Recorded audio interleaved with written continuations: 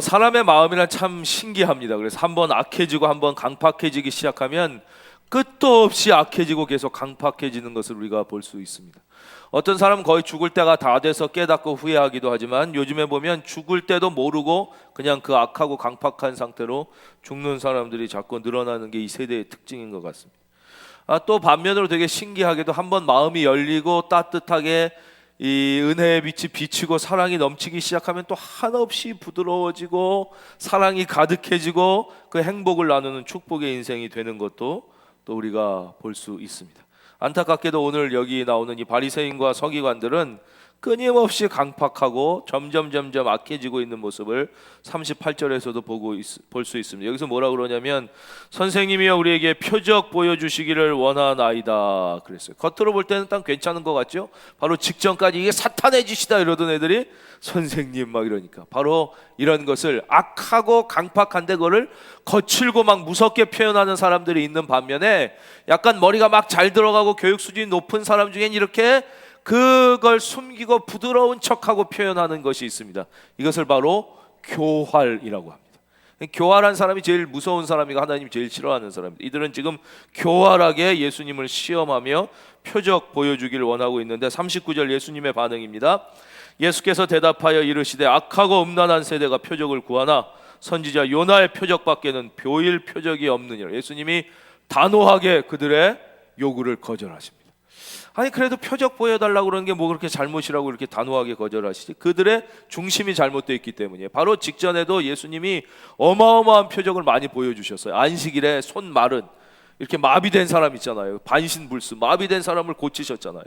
그리고 막 귀신 들린 사람, 눈 앞 못 보는 사람, 말 못하는 사람을 다 치유하시는 기적을 바로 앞에 보여주셨는데 이들이 또 표적을 보여달라는 건 뭐예요? 지금까지의 예수님의 기적을 무시하고 예수님이 하나님의 아들이라는 것을 불신한 상태에서 예수님을 또 시험하기 위한 이것은 일종의 도발 같은 거죠. 교활한 짓이기 때문에 그들의 그 간악한 마음을 아는 예수님은 단호하게 거절하시는 거죠. 이 말씀 우리에게 적용하겠습니다.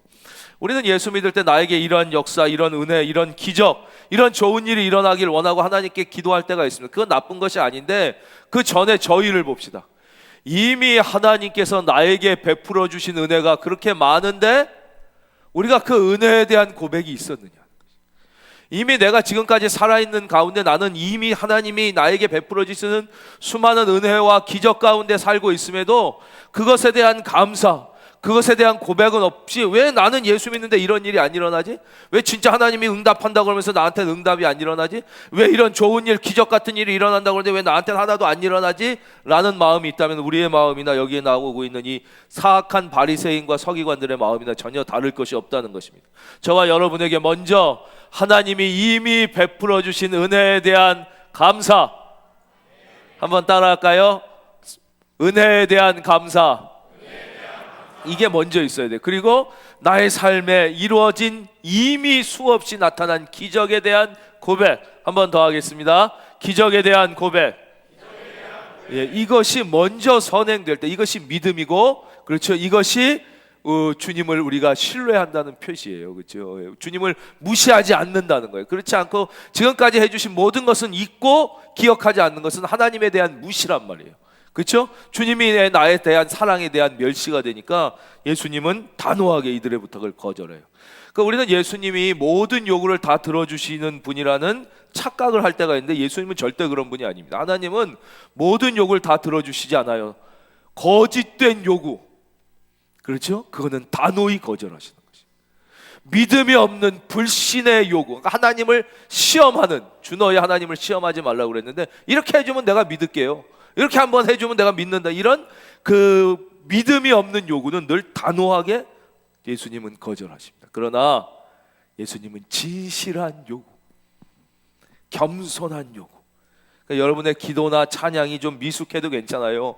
표현이 서툴러도 되고 거칠어도 되고, 나 기도하는 거 잘 모르는데 어떻게 하면 뭐 좋을지 모르겠다고 난 주기도문도 못해, 관계없다니까요. 우리의 표현이 좀 거칠고 미숙하고 뭐 좀 잘못된 표현들이 있고 그래도 그 주님 앞에 요구하는 그 마음이 진실하고 겸손하기만 하다면 우리 주님은 어떤 것도 거절하지 않으시고 아무것도 염려하지 말고 오직 모든 일에 기도와 간구로 너희 구할 것을 하나님께 아뢰라 그러셨어요. 어떤 기도의 스킬이나 방법이 전혀 없어도 진실하고 겸손한 요구는 절대 거절하지 않고 다 들어주시니까 여러분 오늘도 여러분의 염려를 하나님께 다 맡기고 기도의 특권을 사용하시길 주의 이름으로 축원합니다. 예수님에게 이들에게 보여줄 표적은 딱 하나라고 그러셨어요. 예수께서 대답하여 이르시되 악하고 음란한 세대가 표적을 구하나 선지자 요나의 표적밖에는 보일 표적이 없느니라. 40절 화면 보겠습니다.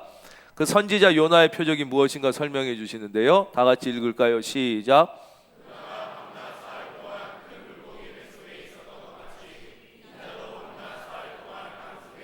아멘. 그렇죠. 그러니까 요나의 표적은 많은 의미를 내포하고 있습니다. 그 중에 가장 핵심이 뭐냐?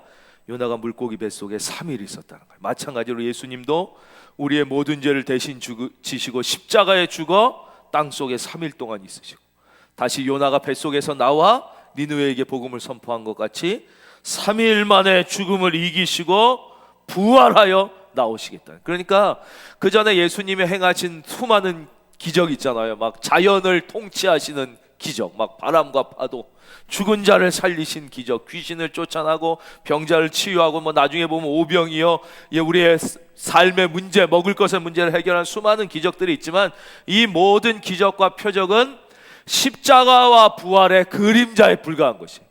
진짜 기적은 무엇이냐? 진짜 표적은 무엇이냐? 십자가가 믿어지는 기적, 부활이 믿어지는 기적.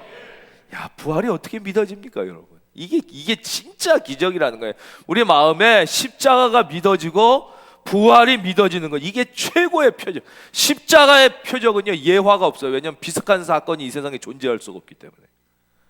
비슷한 건가 없는 거예요. 그건 유일무이한 사건, 십자가와 부활. 근데 그게 믿어지는 거. 부활이 믿어지면 어떤 변화가 일어나느냐? 부활이 믿어진 자에게만 최후 승리가 믿어지는 거예요. 최후 승리를 얻기까지.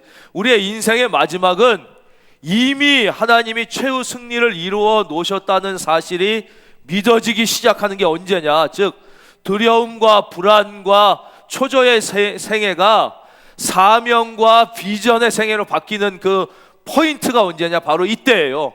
부활이 믿어지는 순간 최후 승리가 믿어지는 것이죠. 그 모든 인생은 두 종류예요.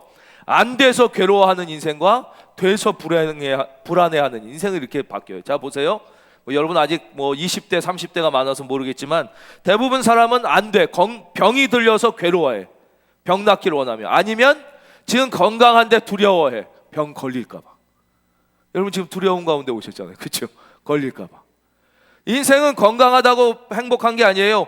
병 걸렸을 때는 나으려고 걸려서 괴로워하고 건강할 때는 걸릴까 봐 두려워하는 게 인생이에요. 그거를 가장 깊이 파고들어서 돈벌이를 하는 게 여러분이 잘 아는 건강검진이잖아요. 건강검진이 뭐예요? 사람의 병 걸릴까 봐 하는 그 두려움을 자극해가지고 건강한 사람을 일부러 병원에 오게 만드는 것이죠. 거기에 물론 좋은 점도 있지만 건강검진의 그 기초가 어디에 있는 거예요? 두려움. 건강한 사람들이 병 걸릴까 봐 두려워하고 있는 것이죠. 안 된 사람은 안 돼서 막 괴로워해요. 된 사람은 그 자리에서 떨어질까 봐. 돈을 못 번 사람은 돈이 없어서 괴로워하고 돈이 있는 사람은 이 돈이 사라질까 봐 두려워하는 것이죠. 왜냐?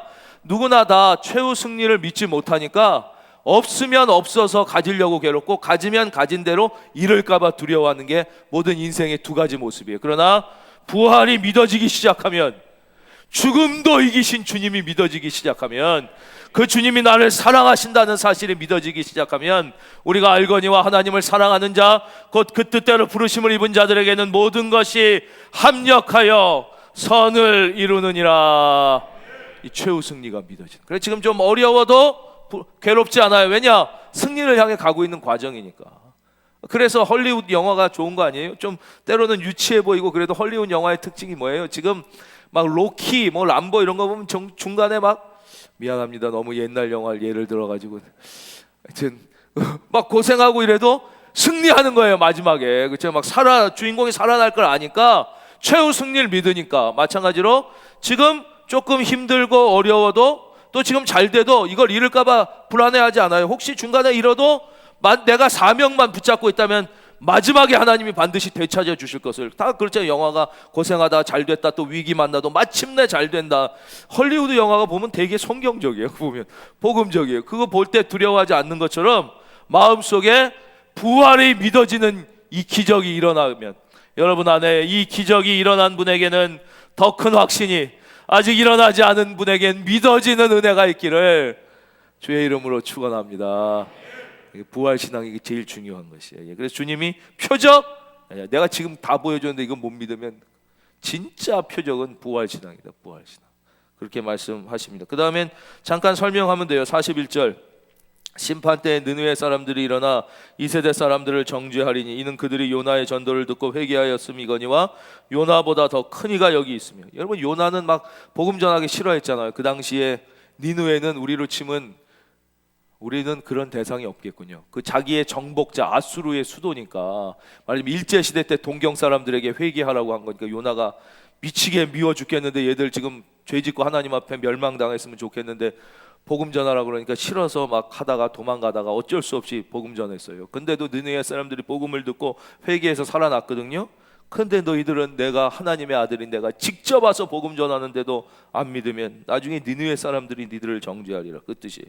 42절, 심판 때 남방 여왕, 여기서 남방 여왕은 지금 이디오피아의 여왕입니다. 이디오피아의 여왕이 일어나 이 세대 사람을 정죄하리니 이는 그가 솔로몬의 지혜로운 말을 들으려고 땅 끝에서 왔음이거니와. 그 역사적으로 이디오피아가 옛날에 아주 이제 아프리카에 제일 잘 살던 나라였죠. 거기 여왕이 솔로몬이라는 지혜자, 하느님으로부터 지혜를 얻은 왕이 있다는 소문을 듣고 그에게 지혜를 듣기 위하여 그 먼 이디오피아에서 마차를 타고 예루살렘까지 왔다는 거예요. 그런데 너희들은 솔로몬보다 더 크니 하나님의 아들인 솔로몬과 비교도 안 되는 내가 복음을 전하는데도 안 듣고 있으니 나중에 남방 여왕이 너희를 정죄하리라. 이렇게 말씀하고 계십니다. 마지막으로 우리의 삶에 구체적으로 적용해야 되는 말씀 읽고 설교 마치겠습니다. 43절, 더러운 귀신이 사람에게서 나갔을 때 물 없는 곳으로 다니며 쉬기를 구하되 쉴 곳을 얻지 못하고 이에 이르되 내가 나온 내 집으로 돌아가리라 하고 와보니 그 집이 비고 청소되고 수리되었거늘.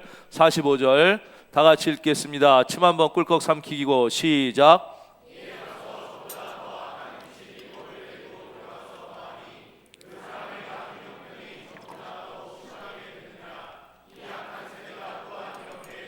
아멘. 이 악한 세대, 그렇죠?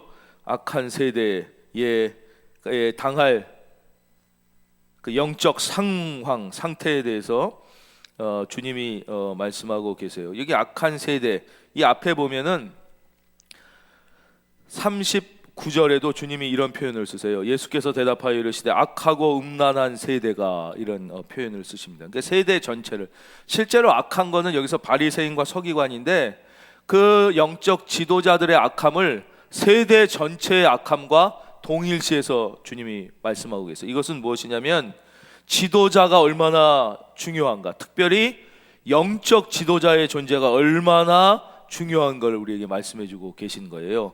그 영적 지도자의 영적 수준과 상태를 그 시대 전체의 영적 수준과 상태로 주님이 지금 동일하게 표현하시는 거잖아요. 국가도 그렇잖아요. 국가 지도자도 좋은 국가 지도자를 만나게 되면은 국민이 편안하고 행복하고 국가가 발전하고 미래지향적으로 나가게 되는데, 나쁜 국가 지도자를 만나면 그 국민이 큰 고통 가운데 막 허덕이게 되는 것이죠. 그러니까 우리나라 역사를 보면 우리 한민족 자체가 성실하고 지혜롭고 부지런하고 사랑이 많은 민족이라는 아주 좋은 특성을 가지고 있어요. 뭐 부분적 약점은 있겠지만 큰 틀에서 볼 때 이 한민족은 성실해, 그리고 똑똑해, 그리고 사랑이 많아, 협동심이 강해. 그런데 일제의 압박에서 벗어나자마자 저 북쪽은 38선 이북은 막 그 사람들이라고 갑자기 IQ가 막 나쁘고 마음이 불성실하고 사랑이 없었던 사람이 아닌데 악한 지도자를 만나게 되잖아요. 그렇죠? 예. 그 악한 지도자 김일성과 그 추종자들 때문에 세계에서 제일 못 사는 나라가 되는 거예요. 막 나라 온 국민이 고통 중에 있는 것이죠. 그 이 38선 이남, 그 처음엔 38선이었잖아요. 그럼 뭐 이쪽에 있는 사람들 갑자기 경기도, 강원도 이남 사람들만 막 IQ가 그 사람들보다 20배 좋고 30배 성실하고 1000배 더 사랑이 많고 협동심이 좋은 게 아니죠. 거의 비슷했을 텐데 우리나라는 그렇죠. 기독교 정신을 바탕으로 우리 헌법이 처음에 자유민주주의를 택하고 그 사이에 지도자들이 물론 100점짜리는 아니라고 할지라도 훨씬 상대적으로 훌륭한 사람들이 지도자가 됐기 때문에 이 나라가 오늘 세계에서 뭐 경제만 10위권이 아니라 모든 분야에서 거의 탁월한, 이번에 US 월드 앤 리포트가 발표한 대한민국의 국력 수준을 세계 9위로 봤더라고요. 세계 9위. 여러분 세계 9위인데 별로 안 놀라죠? 세계 10위 안에 들어있는 나라 중에 국력 수준이 민주주의가 우리나라가 세 번째, 네 번째로 좋은 나라. 즉 민주주의와 국력이 모두 다른 나라 세계 10위 안에 든 나라 보면 뭐 사우디, 뭐 그 석유 나서, 그리고는 러시아, 중국, 이스라엘 이런 데는 민주주의가 우리보다 훨씬 뒤처져 있는 나라예요. 근데 이렇게 해방 이후에 민주주의도 앞서고 국력도 앞설 수 있었던 것은 그 지도자가, 왜냐하면 우리나 북한 사람이나 우리가 IQ 30배 높은 게 아닌데 우리가 30배 이상 그들보다 지금 잘 살잖아요. 예. 우리가 30배 이상 열심히 일하는 것도 아닌데, 왜냐? 지도자가 얼마나 중요한가를 얘기해요. 영적 지도자는 말할 수도 없습니다. 국민들이 대부분 착하고 성실하듯이 성도님들은 99.9%가 착하고 성실하고 귀합니다. 근데 나쁜 영적 지도자가 오게 되면 교회가 싸우게 되고 파탄나고 다 무너지고 한 영혼 살리기가 어려운데 모인 영혼도 다 떠나가고 전도와 선교의 사명은커녕 안에서 수없는 고통 가운데 시달리게 돼요. 그러나 진정한 지도자가 오게 되면 교인들이 살아나고 찬양이 살아나고 기도가 살아나고 나만 예수 믿는 게 아니라 복음의 사명을 감당해서 이웃과 세계를 향하여 복음의 지평을 넓혀가는 역사가 일어나게 되는 것이죠. 교인들은 다 귀한데 마찬가지로 우리 교회, 우리들은 그래서 세상을 욕할 자격이 우리에게 없다는 거예요. 객관적으로 우리가 나라와 세상을 사랑해서 대안을 제시할 수는 있지만 이렇게 썩어 빠진 새, 이렇게 잘못하고 다 이거 잘못, 우리는 그럴 자격이 없어. 왜냐? 하나님께서 교회를 세우시고 여러분을 구원하신 이유 중에는 여러분끼리 잘 믿어서 구원받고 행복하게 살고 여러분 보람된 삶을 살라고만 교회를 세우고 여러분을 구원해 주신 게 아니라 우리로 하여금 민족을 섬기고, 할렐루야. 그렇죠. 왜 교회를 세우셨어요? 이 사회를 세우고 왜 크리스찬을 세우셨어요? 민족을 섬겨 복음화하고 세계를 섬기라는 사명을 우리에게 주셨기 때문에 우리가 세상과 분리돼서 나는 아무 잘못이 없는데 세상이 썩고 잘못됐다고 말할 자격이 우리에게는 없는 거예요. 우리 사실 궁극적 책임은 우리에게 있기 때문이에요. 그래서 여러분이 이런 사명감을 갖고 나라와 민족을 위하여, 이웃을 위하여, 가정을 위하여 기도할 때 우리 하나님이 반드시 들어주실 줄로 믿습니다.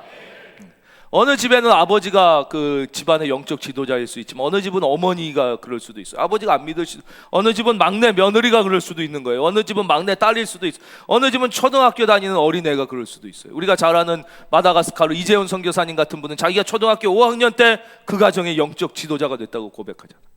어머니 아버님이 믿음 안에 들어오지 못했을 때 하나님 앞에 자기 가정을 위하여 기도하고 구원해달라고 기도하고 자기가 하나님 위하여 살겠으니 자기의 기도를 들어달라고, 내가 비록 지금 공부 못하지만 영혼 살리고 육신 살리는 의사 돼서 선교사로 살겠다고 고백했을 때 하나님께서 그의 기도를 들으시고 그의 가정을 구원하시고 초등학교 5학년 때부터 자기가 자기 집안의 영적 지도자의 역할을 감당했다는 것이죠. 지금 여러분이 20살이든 30살이든 40살이든 상관없이 그 직분을 감당할 책임을 가지고 남 탓하지 말고, 우리에겐 그럴 자격이 주어져 있지 않은 거예요. 우리가 가족을 위하여 또 우리 교회는 국가와 민족을 위하여 기도할 책임이 있다는 것이, 이게 바로 39절과 45절 악한 세대의 말씀 속에 내포되어 있는 주님의 뜻이고요. 또 하나는 바로 귀신입니다. 더러운 귀신이 사람에게서 나갔을 때 44절, 이에 이르되 내가 나온 내 집으로 돌아가리라. 이 앞을 봐주십시오. 여기서 내 집은 사람의 마음을 의미하는 거예요. 사람은 여러분 중에 모태신앙이 있고 중간에 전도받아서 예수 믿은 사람이 있을 텐데, 다 모태신앙이든 중간에 전도받아서 예수 믿었든 모두에게는 동일하게 알파 포인트라는 신앙의 스타트 포인트가 존재합니다. 내가 믿는 집에서 태어났다고 바로 예수 믿기 시작한 게 아니잖아. 어느 순간 내 자의식이 예수 그리스도를 나의 구세주로 고백하고 영접하는 순간이 있어요. 이것을 신앙의 알파 포인트라고 그래요. 그 예수 그리스도를 나의 구주로 고백하고 영접하는 순간 이제 주의 은혜가 나에게 임하면서 예수의 이름으로 악한 귀신은 떠나가라, 악한 질병은 떠나가라, 악한 세력은 떠나갈지어다 명령하면 이 모든 귀신과 질병과 악한 세력이 울고 통곡하며 그에게서 떠나가게 됩니다. 그의 영혼의 죄의 문제가 해결되고, 그렇죠, 죽음의 문제가 해결되고, 귀신의 문제가 해결되고 깨끗해져요. 근데 그게 다가 아니라는 거예요. 귀신이 얼마나 교활한데 한 번 갔다고 끝이냐 이게. 도둑놈들이 도둑질 한 번 했다고 끝이 아니에요. 계속 빈집을 찾고, 강도들은 그 범죄의 대상을 찾는 것처럼 귀신은 악하고 교활하기 때문에 그렇게 나갔어도 나간 내 깨끗해진 마음 속에 예수 그리스도를 주인으로 영접해 모셔드리지 않으면 예수 믿은 게 다가 아니에요. 이 귀신이 나갔다가 다시 들어온다는 거예요. 다시 들어다니며 삼킬 자를 찾는 귀신이 한 번 나갔다고 그 집을 포기하는 게, 찾다가 깨끗하네, 성소되고 수리됐네, 주인 없네, 빈집이네 하고 들어오는데 어느 정도예요. 45절, 이에 가서 저보다 더 악한 귀신 7을 데리고 들어가서 거하니 그 사람의 나중 형편이 전보다 더욱 심하게 되느니라. 따라하겠습니다. 이 악한 세대가, 그렇죠, 믿음이 없는 세대, 은혜를 감사할 줄 모르는 세대, 이미 하나님이 주신 기적을 무시하는 믿음을 가진 세대들은 예수 믿었다고 다가 아니라 예수 그리스도를 계속 내 안에 주인으로 모시지 못한 세대는 이렇게 된다는 것이에요. 여러분, 아무리 사탄과 귀신이 여러분을 다시 노리고 찾아올지라도 예수 그리스도를 여러분 안에 늘 주인으로 모심으로써 여러분 늘 예수 그리스도를 여러분 마음의 중심에 주인으로 모시고 살기를 성령의 이름으로 축원합니다. 그러면 두려워할 필요가 없다는 것이죠. 그러면 우리는 부활의 믿음을 갖고 최후 승리를 향해 나아가게 된다고 말씀하고 계십니다. 2월 한 달 여러분 두려움이 아니라 기도함으로써, 그리고 한번 예수 믿었다고 끝이 아니라 주신 은혜를 감사하고 고백하고 늘 예수 그리스도를 나의 마음의 주인으로 모심으로 최후 승리를 향해 이번 한 달도, 이번 한 주도 전진하는 비전의 한 주가 되시길 예수님의 이름으로 축원드립니다.